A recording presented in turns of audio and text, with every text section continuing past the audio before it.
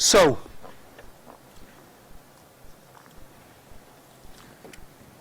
to start the ball rolling, what we're going to look at is a class of game, a certain type of game. This interaction between concerned parties is within the game. And the type of that we're going to look at, the more general class of game we're going to look at, is where the involved parties, that is, the players, choose their actions at the same time. That is, they choose their actions simultaneously, or that it is a static game. So this class of game, we'll move on later to do different types of games, but this class of game that we're going to be looking at is a static game. So players are choosing their actions simultaneously at the same time.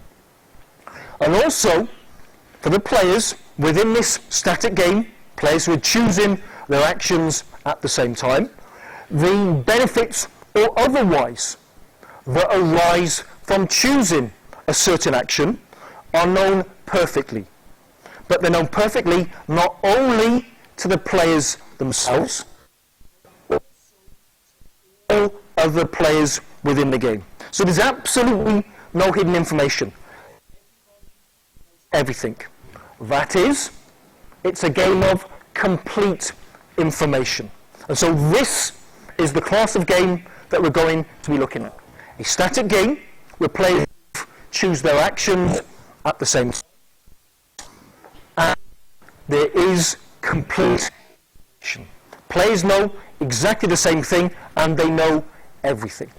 So, with that class of game in mind, I'm going to give you, or what I want to do, is show you how to represent a game in what's called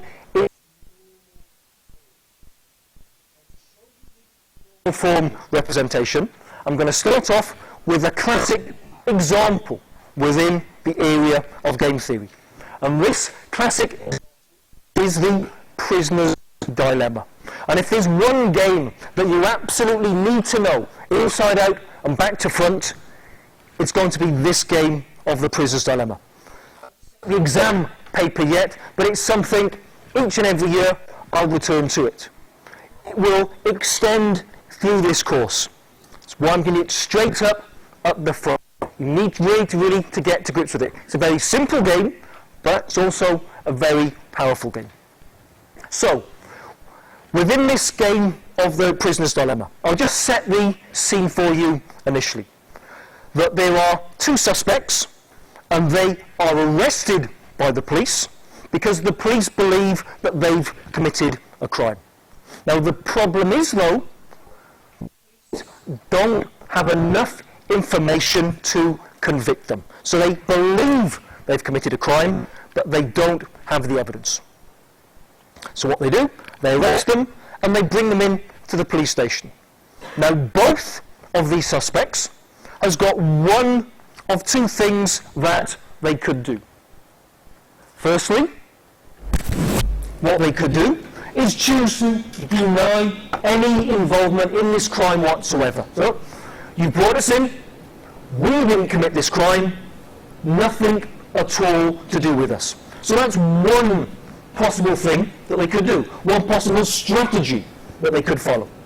Completely deny involvement. The second option is they hold their hands up and say, okay, fair enough, we committed the crime. So they confess to the crime. Now if you're making your notes here, the important thing to have here, well, I didn't say I committed the crime, I said we committed the crime. So they confess that collectively they committed the crime together.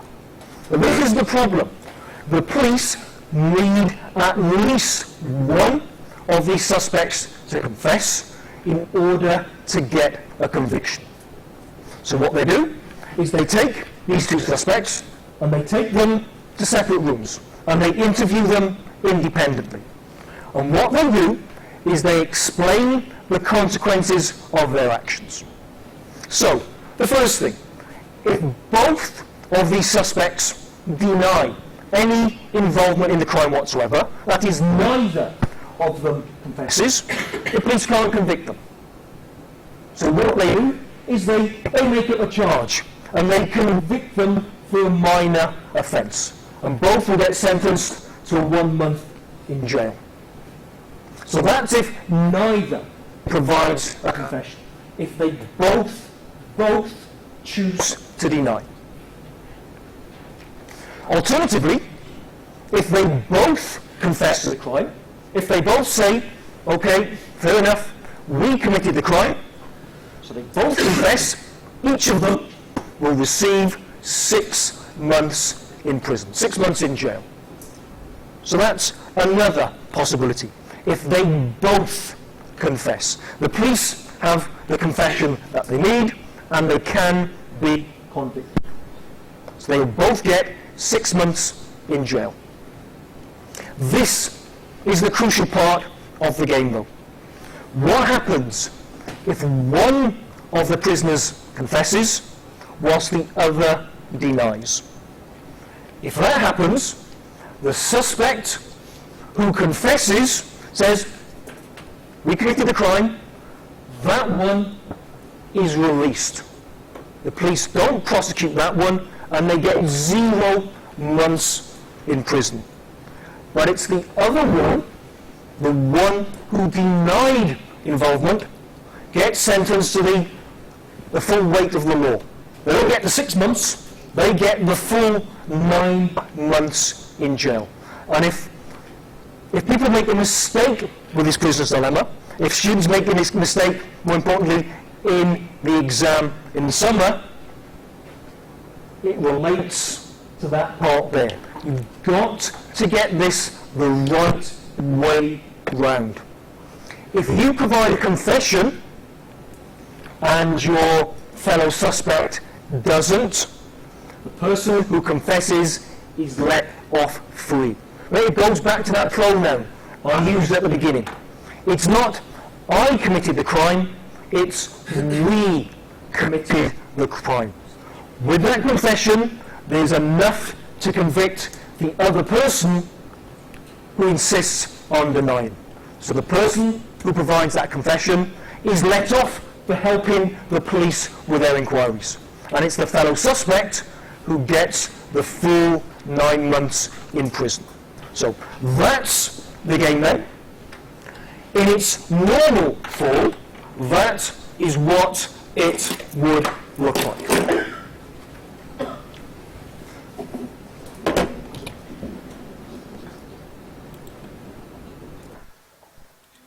So, that's our game of our prisoner's dilemma. What do these suspects choose to do? Remember, if they both confess to the crime, they both get 6 months in prison. They both deny, they get 1 month. But if they do something different, the one who confesses is let off scot-free.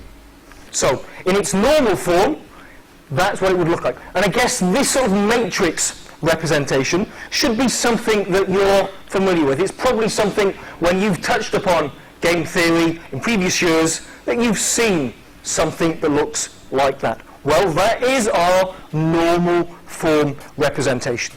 And what this shows is for our players, suspect 1 and suspect 2, the outcomes from various strategy pairs.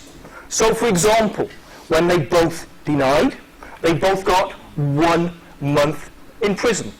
And I put -1 here to reflect this is the loss of your liberty. These are the amounts of the number of months that you lose your liberty for. So, if they both denied, they would both be sentenced to 1 month in prison.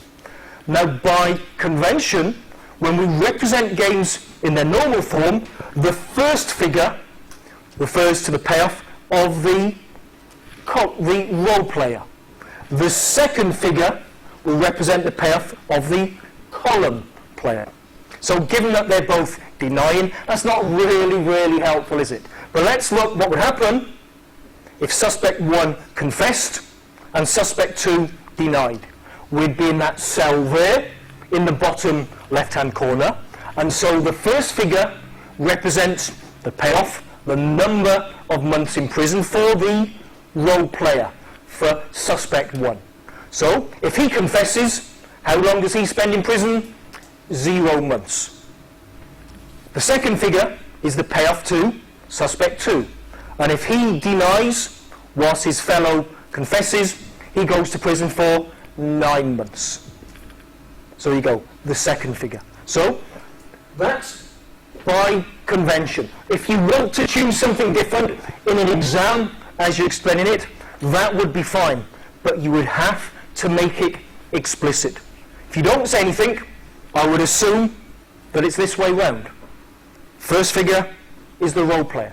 Second figure is the column player. Absolutely everything that I will do in the lectures will adopt that exact same convention.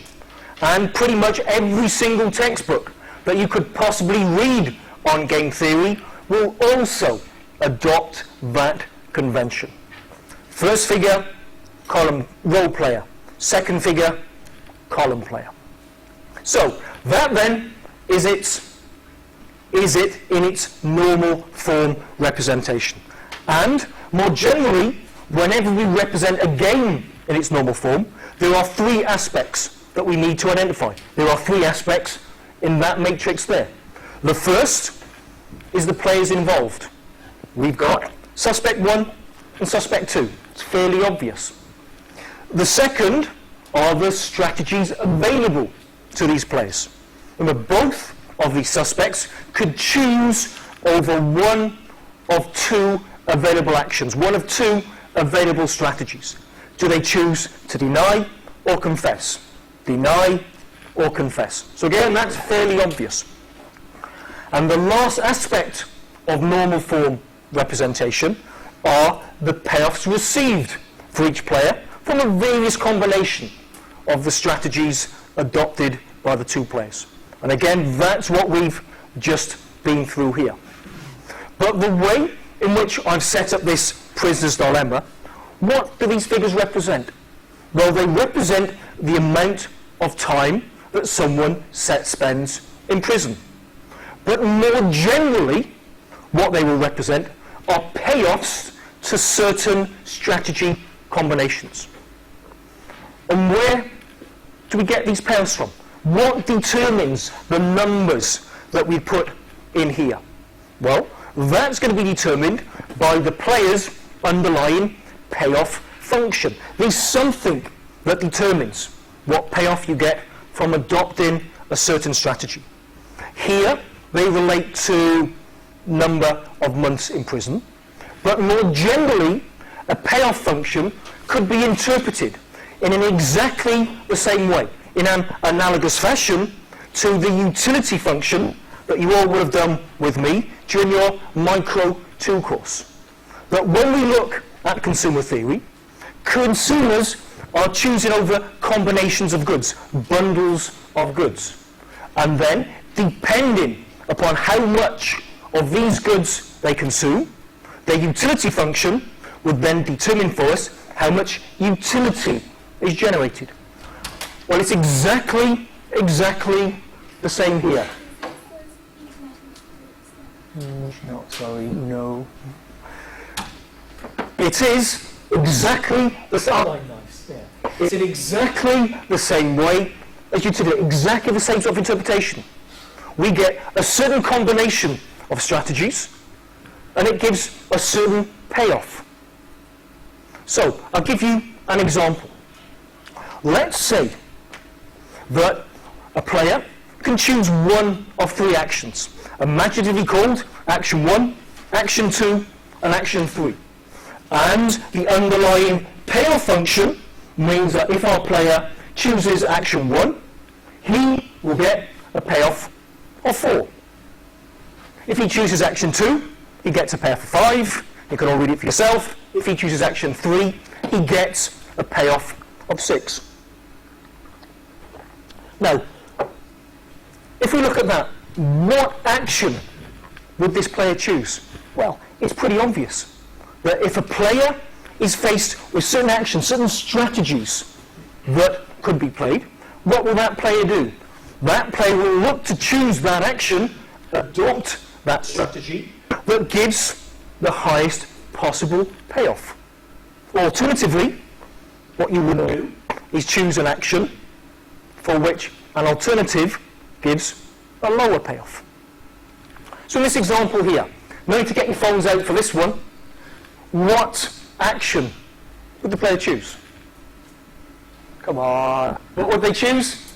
Action, exactly. It's not going to tax anybody. Here, if this player were faced with these available strategies, the underlying payoff function generates these numbers here.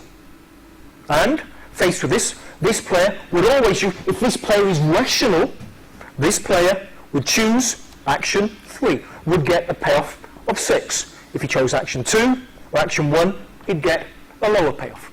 And again, something to remember is when we looked at utility and utility functions in intermediate microeconomics, the idea that utility is measured in a ordinal sense. All it does is order preferences. So we would say that action 3 gives a higher payoff, so it's more preferred. There's nothing to be teased out here from the difference in these numbers. Again, we'd wish to measure payoffs in an ordinal sense.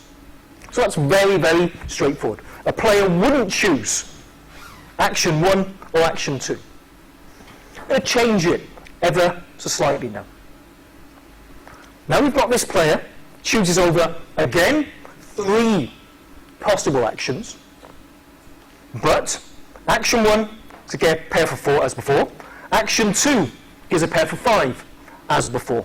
Slightly differently though, action 3 gives a payoff of 5.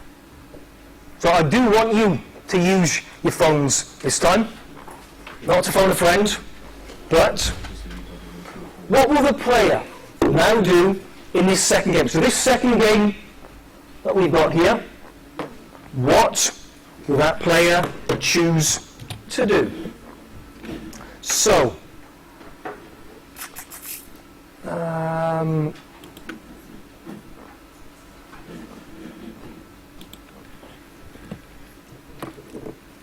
what will this player choose to do?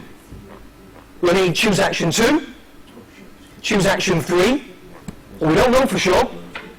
But it's something else. So action 2, there's action 1 there. So action 2, action 3, or we don't know for sure. Or something else.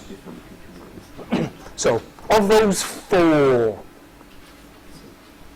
it doesn't really matter whether you get the right answer or the wrong answer. I'm not going to grade you or use anything with these figures. Right. Right. Okay.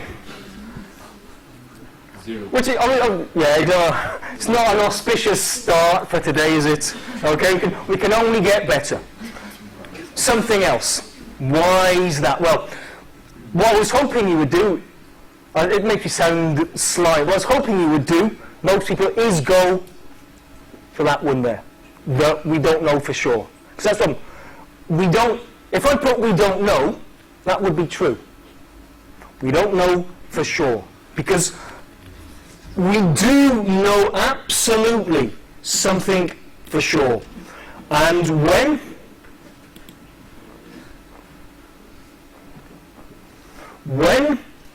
I say, well, what will a rational player do? I deliberately said some a little bit quickly, not really to give you enough time to copy it down.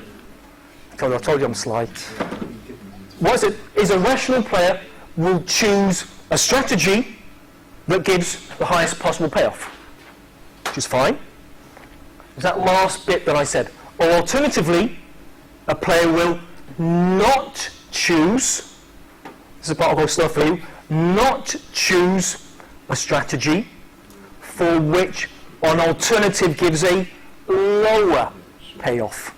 So, you want to choose the one that gives you the highest payoff. That sort of makes sense there. We chose action 3 because it gave the highest payoff.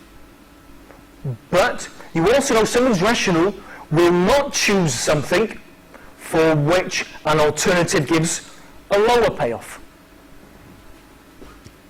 So, why don't you choose action 1? Because it gives a lower payoff than action 2 or action 3.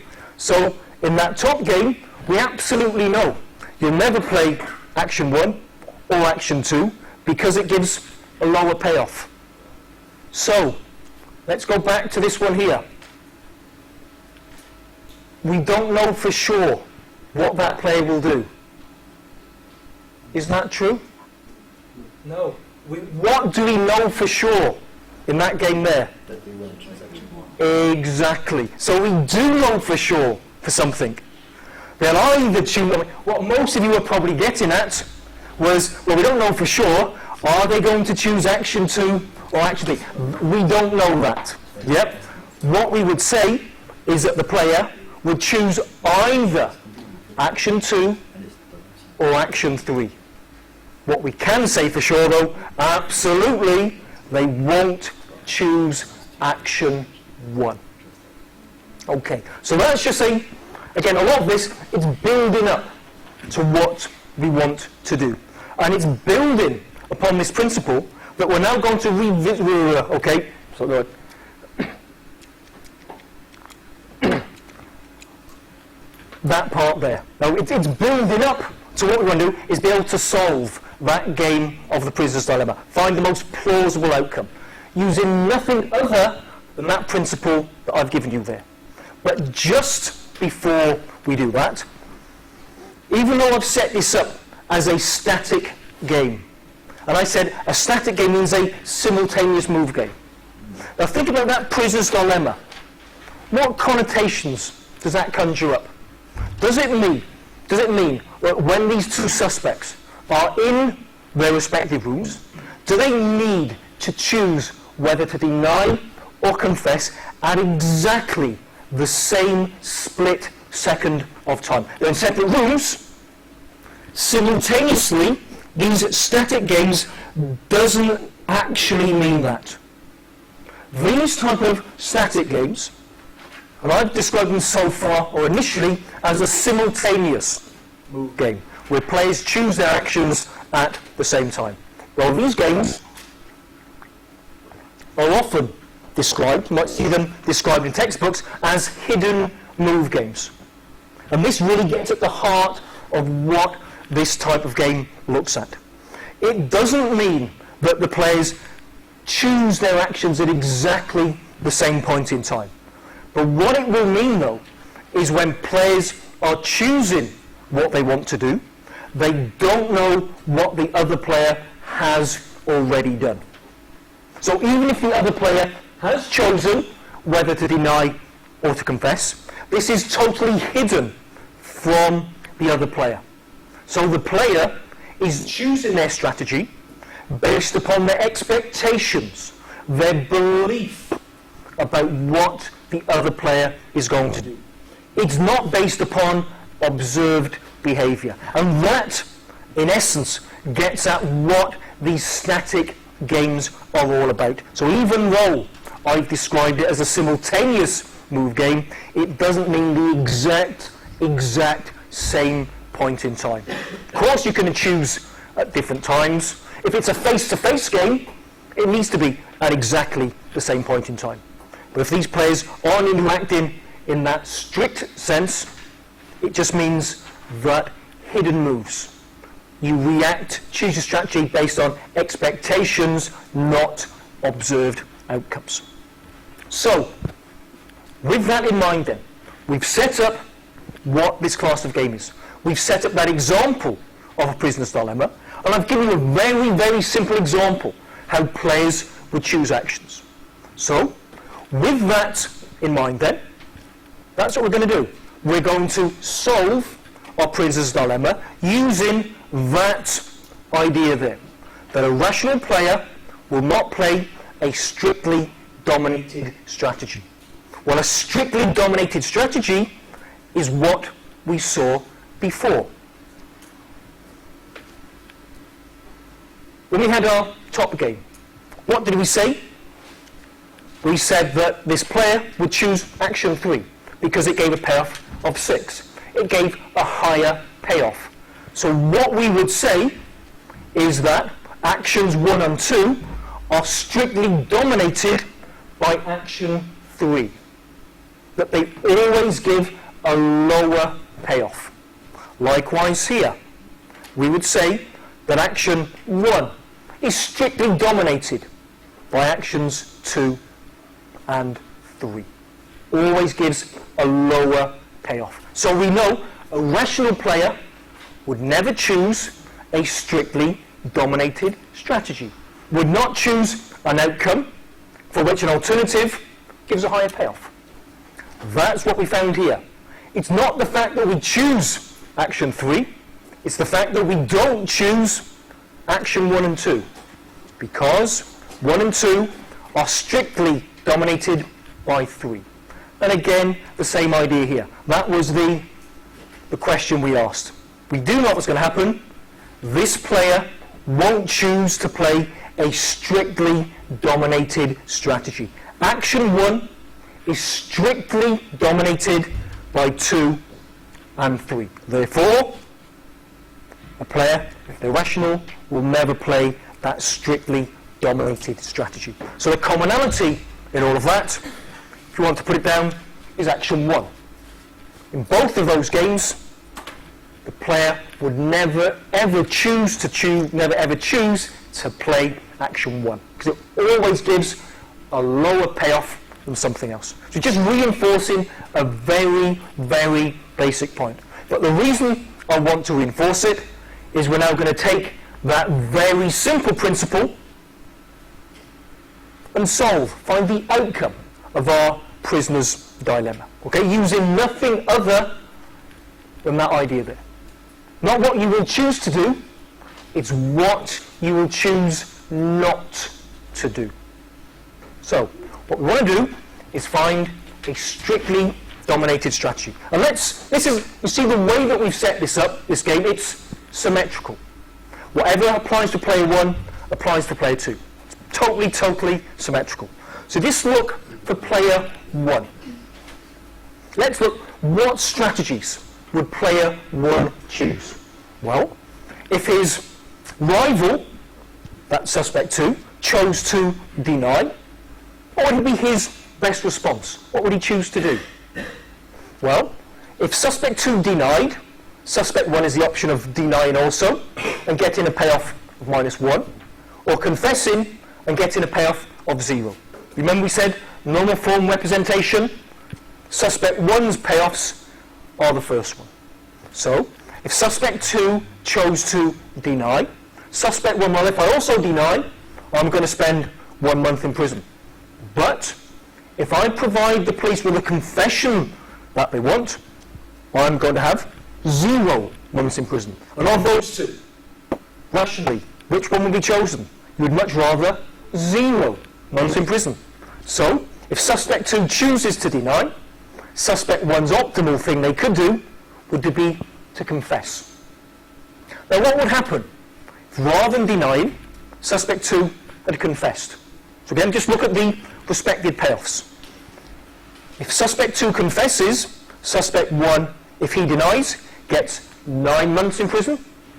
If he chooses also to confess, he gets 6 months in prison. Now, neither of those is a particularly attractive option, but the one which is the least unattractive will be to spend 6 months in prison. And so, if suspect 2 chose to confess, what would suspect 1 do? Would also confess. So you can see, it does not matter what suspect 2 does, whether he denies or confesses. Suspect 1 will always get a better payoff by confessing. Therefore, we say, or therefore we know what suspect 1 is going to do. He will always find it optimal to confess. He will always have a lower payoff by denying. So in terms of the way that we set this up, what does that mean about dominated strategies? Well, it would mean that deny is strictly dominated by confess. It doesn't matter what suspect 2 does, suspect 1 always gets a higher payoff by confessing. So, deny is strictly dominated by confess. And what did we say a rational player will never ever do? A rational player will never choose a strictly dominated strategy, a strategy that always gives a lower payoff. And the strategy of deny is exactly that. It always gives an inferior payoff. So we say that deny is strictly dominated by confess. And as a final tweak to this, given that we've only got two strategies, deny or confess, if we've only got two strategies, if one strictly dominates the other, or is strictly dominated by the other, one is just the reverse of the other, we describe that strategy that always gives the higher payoff as a dominant strategy. So a dominant strategy is a strategy that always gives a higher payoff. And in this example of the prisoner's dilemma, what is that? That is the strategy to, what is it? Well done. That's the strategy to confess. It's always in suspect one's interest to confess. Always gets a higher payoff. Should never ever choose to deny, because that is strictly dominated by confess. So, we know what will happen with suspect one. He will always choose to confess. But I said that this is a symmetrical game. Whatever applies for suspect one also applies for suspect two. So if suspect one will always find it optimal to confess, because he has a dominant strategy to confess, suspect two will always choose to confess. He too has a dominant strategy to confess. And so that will be, of all the possible outcomes, of the four possible permutations that we could have. We could end up there, deny, deny. We could end up there, confess, confess. Or those two combinations there. So those are the four possible outcomes. But the one that's the most plausible, the most likely, is that one there, where they both end up confessing, where they both choose their dominant strategy of confess. So of all of the outcomes of this game, the one that's most likely, the one we're most likely to observe, is that one there. That's our equilibrium, where both players choose their dominant strategy and they confess. And that is the outcome of the prisoner's dilemma. But there's something, if you've got up the bullet point there, something that I want you to note about that outcome in this prisoner's dilemma.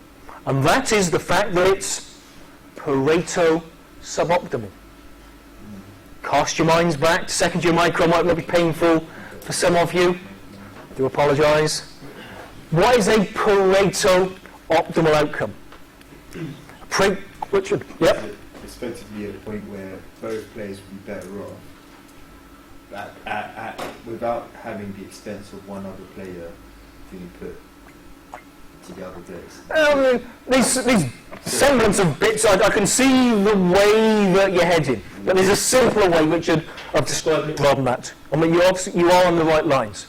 A Pareto optimal allocation occurs when there's no way to make someone better off without making someone else worse off. If you can only make gains at the expense of someone else, that is a Pareto optimal outcome. Or another way we described it in your second year, this idea that all potential mutually beneficial exchanges, trades have all been exhausted. We can't get anything else out of it without making someone else worse off. Look at that outcome there, where they both get 6 months in prison. And compare it to that one there, where they both choose to deny and yet only spend 1 month in prison. So compare that to the outcome that we get in this prisoner's dilemma. They both go to prison for 6 months. If, though, we have that outcome where they both denied, would person A be better off? Suspect A. Yep. Rather than spending 6 months, he now only spends 1. Is suspect 2 better off? Again, the answer is yes. He only spends 1 month in prison as opposed to 6. Hence, that movement there from confess, confess to deny, deny represents a Pareto improvement. We're making both people better off. Hence, that outcome there in this Prisoner's Dilemma must be Pareto suboptimal. And that's the whole point about this. That there are in the Prisoner's Dilemma, there are obvious benefits to be had from coordinating your actions with the other person in the game. But what overrides everything is this temptation to cheat, this temptation to confess. And not only do both players have this incentive to confess, but they also know that the player has the incentive to confess. And that is what dominates everything. And hence, the outcome of the game that we get is that one there. And I'll return to this at various points of the lectures. But think about what we've got here.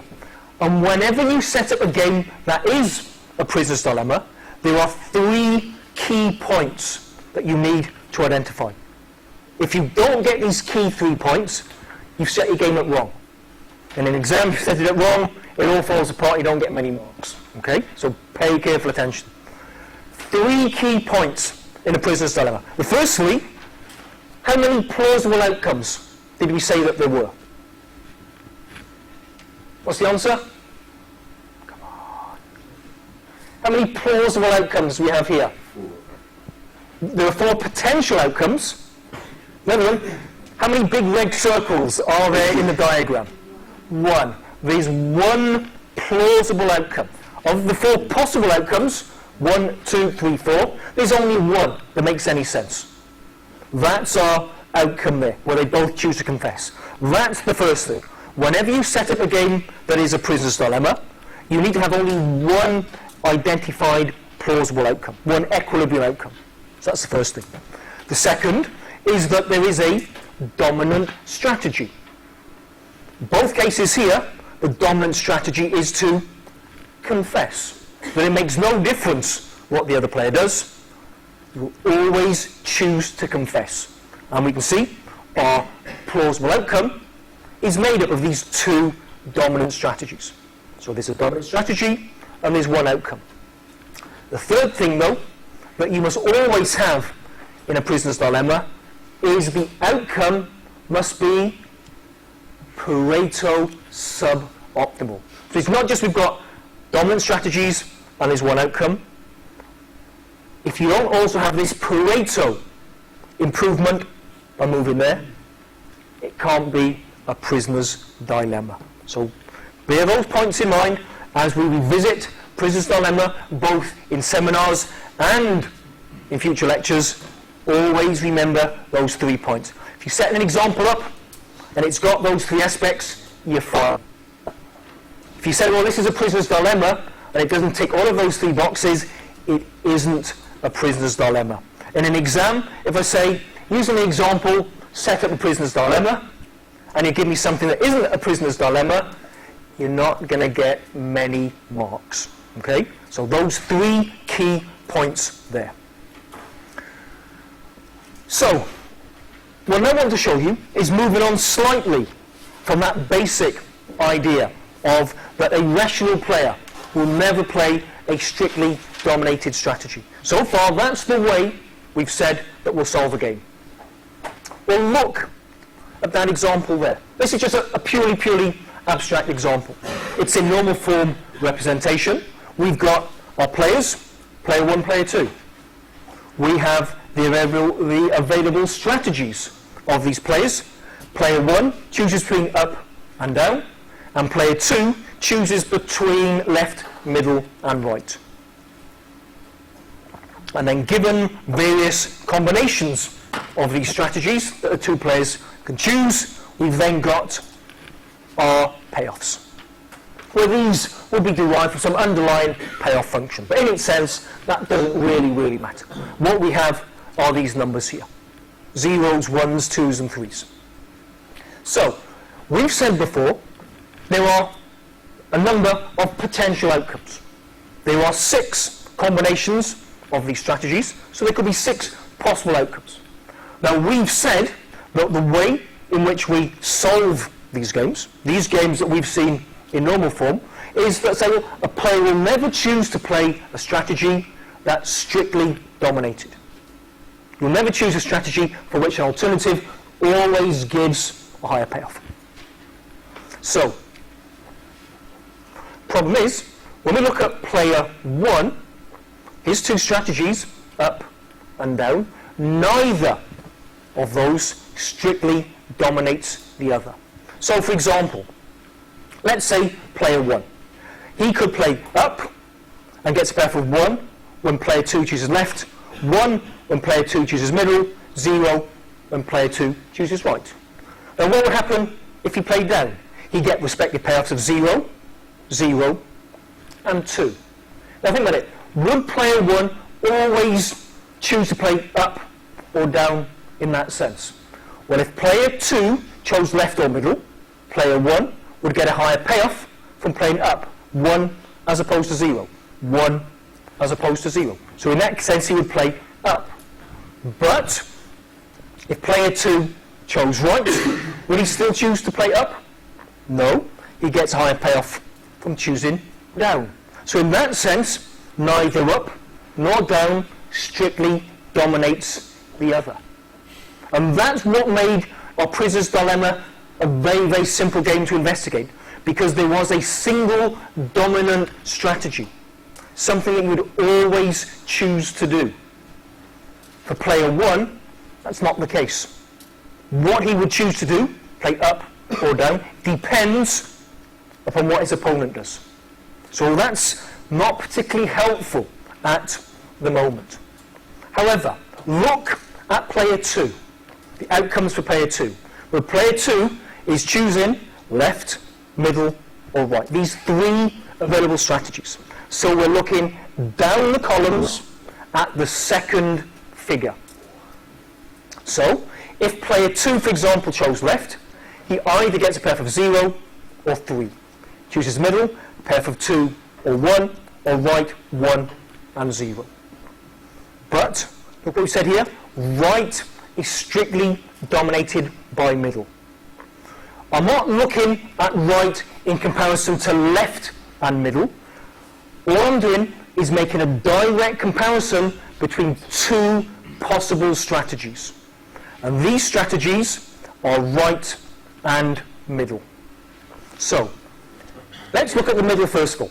If player 1 chooses up, middle gives a payoff of 2. If player 1 chooses down, middle gives a payoff of 1. So compare these payoffs, 2 and 1, against these two payoffs here. 1 as opposed to 2, 0 as opposed to 1. Right always gives a lower payoff. We're not saying it always gives a lower payoff in all eventualities, but we say it always gives a lower payoff in comparison to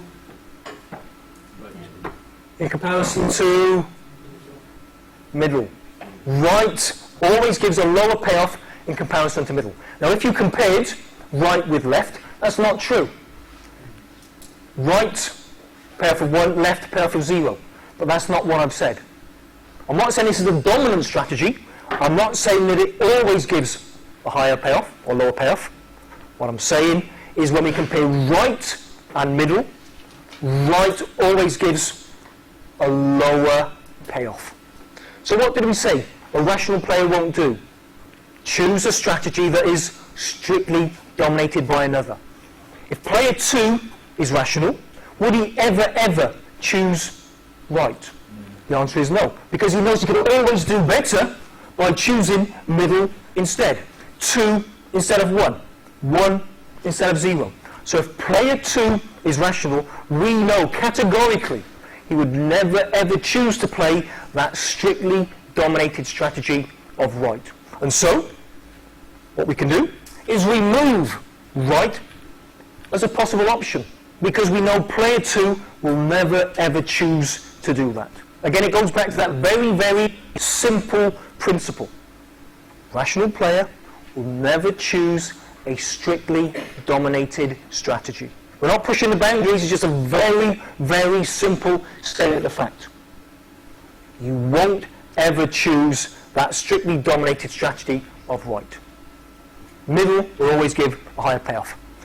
Therefore, player 1, if he knows that player 2 is rational, he knows that he won't be choosing right.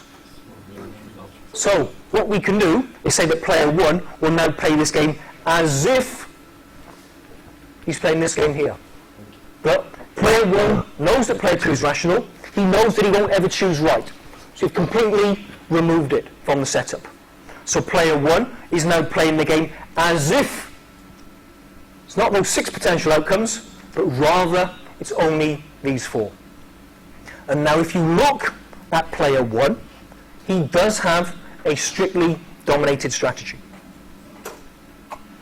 Now I won't ask you what it is, because most of you got the notes in front of you, so all you need to do is read it out. But if you look at this, player 1, if he's now only playing over these 2 strategies, over these 2 potential outcomes for player 2, if he plays up, he gets a payoff of 1 or 1. 1 if he plays left, 1 if his opponent plays middle. But if he chooses down, he always gets a payoff of 0. So would you rather choose that strategy that always gives a payoff of 1 or always gives the payoff of 0? Obviously you're never ever going to choose down, because down is strictly dominated by up. So we know player 1, if he's rational, will never choose to play the strategy of down. So we can remove that as a viable option. And again, if player 2 is rational and he knows that player 1 is rational, what will he say? He say, well actually, I know you're never going to play down, so when I'm playing this game, I'm going to be playing it as if we've now got that. So we're just removing down as a viable option. So now player 2 is choosing over left and middle, knowing that player 1 will only choose the strategy of up. So if player 1 plays up, player 2 will say, if I play left, I get a payoff of 0. If I choose middle, I get a payoff of 2. Obviously, under this scenario, left is strictly dominated by middle. And so, the only viable outcome that we get is this one here, where player 2 chooses middle and player 1 chooses up. And then we get those respective payoffs of 1 to player 1 and 2 to player 2. Now such a strategy that we've been through is known for obvious reasons, the iterated elimination of strictly dominated strategies. So what we've done is we've looked for a strictly dominated strategy, and once we've identified it, we said a rational player would never ever choose to do that. And so we then eliminate it. And then we move back to the other place. We go through these iterations. So that whole process that I talked through, that is what it is.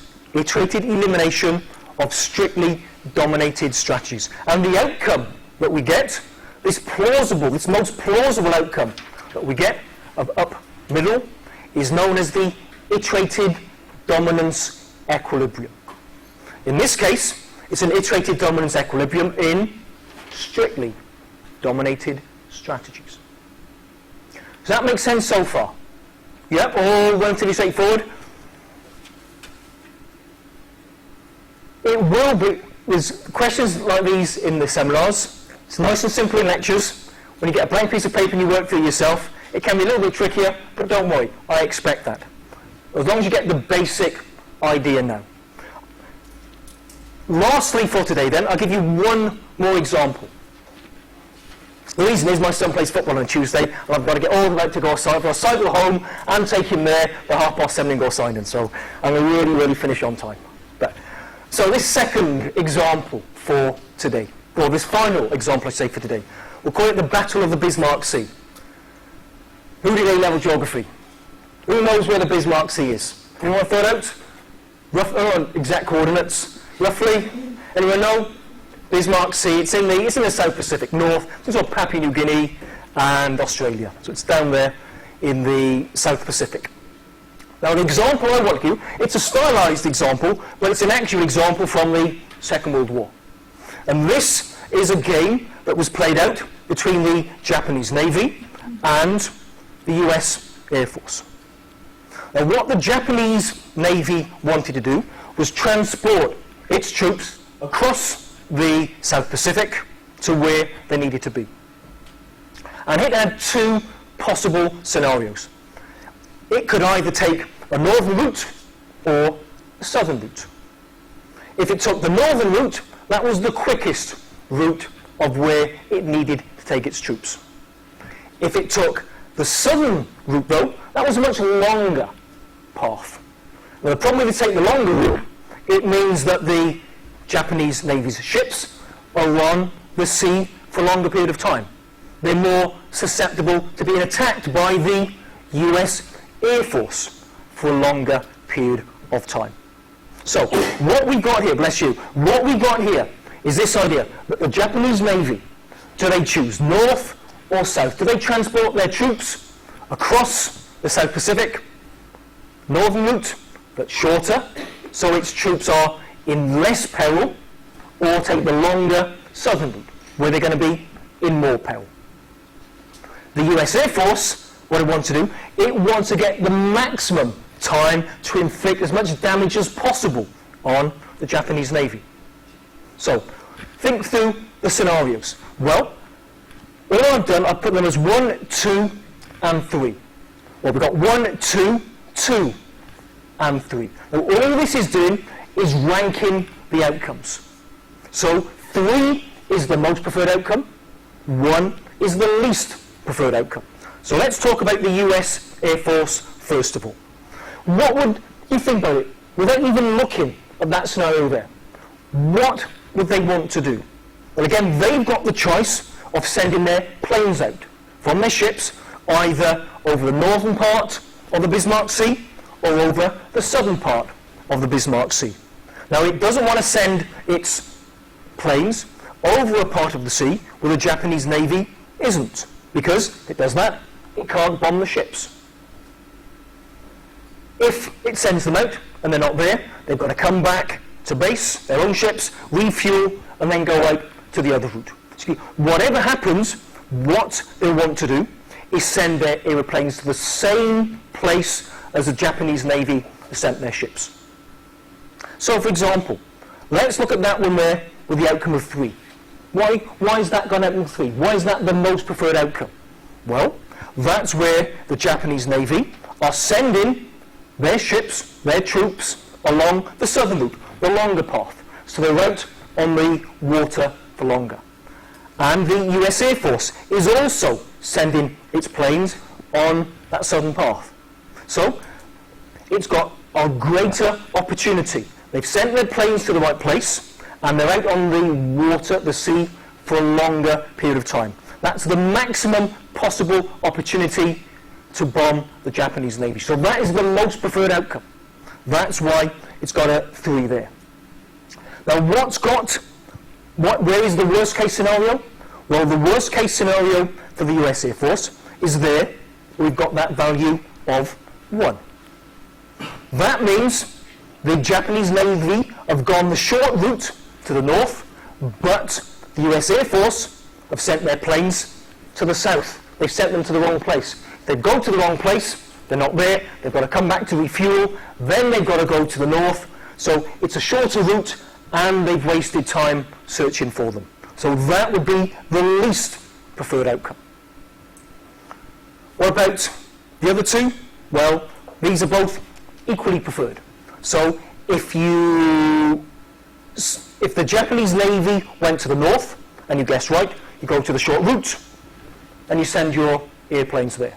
Or, if they go initially to the shorter route, they're not there, but the Japanese Navy is actually on the southern path, they can return, and still return that long route and get time to attack them. So those are just the combinations of what's happened. So that's just setting it up for you. So outcomes 1, 2, 2, and 3. Just ranking the preferences. Again, this does relate to a real-world example. And if you think about the Japanese Navy, whatever damage is inflicted by the US Air Force, exactly the same is reciprocated by the Japanese Navy. So if you've got +1 here, we've got -1 there. +2 there, -2 there. +3 there, -3 there. So that just sets up our game. Well, again, what's the most preferred outcome for the Japanese Navy? Their most preferred outcome is all bad eventualities. They're out there on the sea, they're going to get bombed. But the best case scenario is that one there, where they send their ships to the north and the US Air Force initially go searching on the south. So that's the least bad scenario. The absolute worst case scenario for the Japanese is that they sent their ships on the longer route and the US Air Force initially sent their planes on that long route. That's their worst possible outcome. So that's the game as we've set it up. So, what about strictly dominated strategies? Are you flagging? Yes, no? Hands up if you had enough for today. Okay, I have. Rather than dragging this on, we'll leave it there and we'll continue this first thing next Tuesday. I was actually